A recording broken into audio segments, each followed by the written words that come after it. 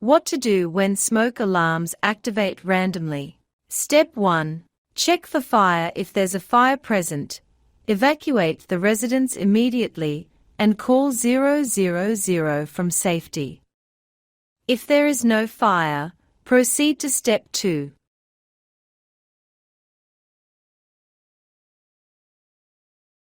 Step 2.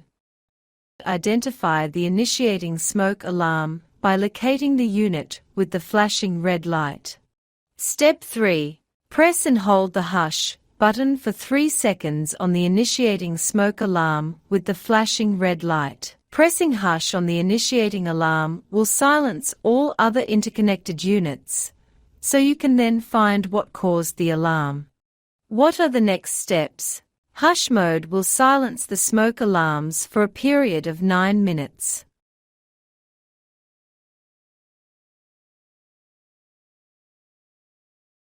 If the alarm keeps activating randomly again after these procedures, you can contact us and let us know what happened.